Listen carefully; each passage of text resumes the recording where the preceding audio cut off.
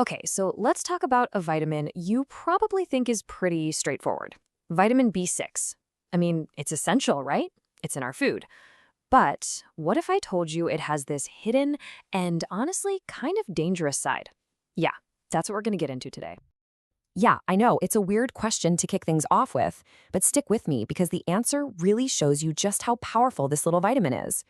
We're talking powerful enough to mess with the world inside your head while you're sleeping. And yep, there it is. This isn't just some old wives' tale. Actual research backs it up. A 2018 study found that when people took B6 supplements before bed, they could remember their dreams way more vividly. It didn't make their dreams weirder or anything, but it made them stick in their memory. Okay, so dreaming is cool and all, but before we get totally lost in that, let's pull back and talk about what vitamin B6 is actually doing for us when we're awake. Because let me tell you, it's one of the busiest, hardest working vitamins you've got. Just how hardworking are we talking? Well, it's what's called a coenzyme. Basically, think of it as a little helper molecule. It's like the key you need to start the engine for, get this, over 100 different reactions in your body. All day, every day. And the range of stuff it does is just, wow. It's not just one job. B6 is in there helping you get energy from your food. It's helping create neurotransmitters like serotonin, the stuff that keeps your mood stable.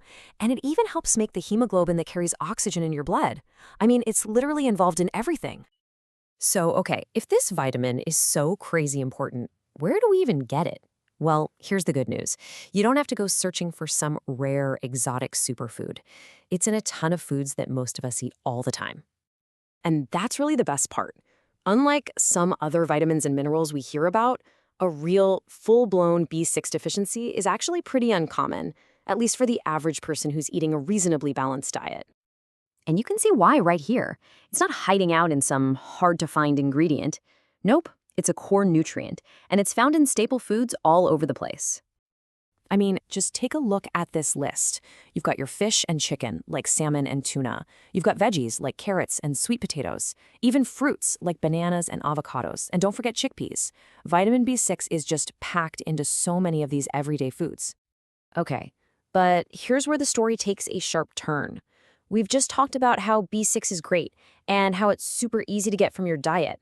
The problem starts when we get that idea in our heads that, hey, if a little is good, then a lot must be better, right? And this is the absolute key point to understand. Your body knows exactly how to handle the B6 you get from food. Seriously, there are 0 reported cases of someone overdosing on B6 by eating too many bananas or too much salmon.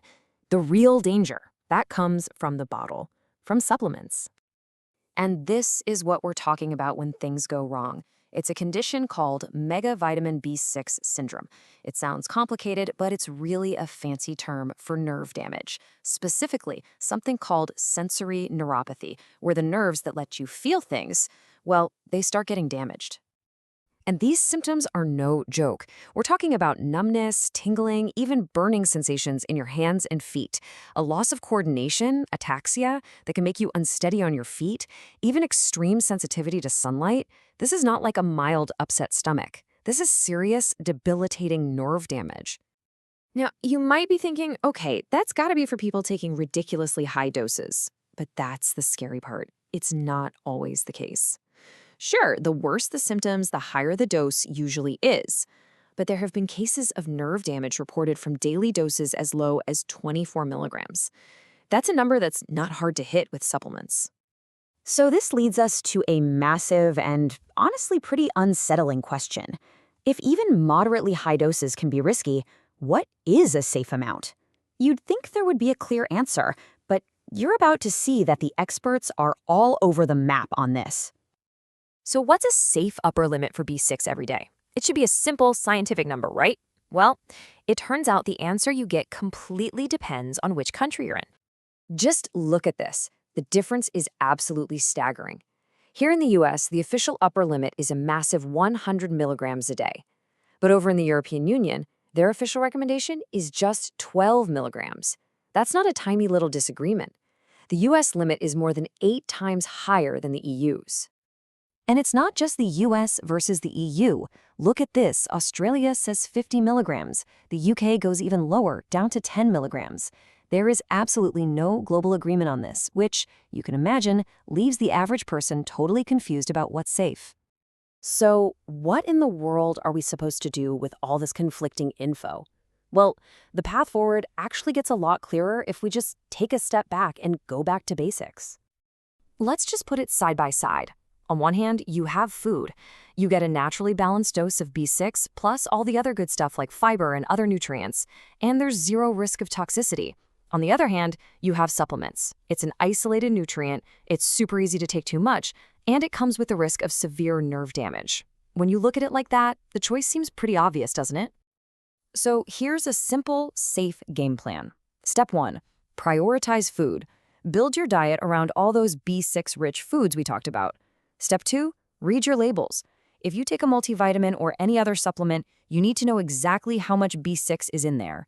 And step 3, and this is a big one, never ever start taking high-dose supplements without talking to your doctor or a healthcare professional first.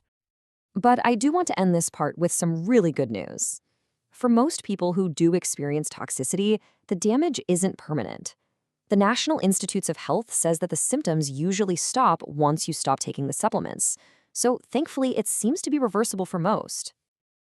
This whole story about vitamin B6, it isn't just about one vitamin. It's really a perfect example that leaves us with a much bigger question about how we approach health these days. It really makes you think. In our quest to be healthier, in this world of endless supplements promising to optimize everything, when does more stop being better and just become too much?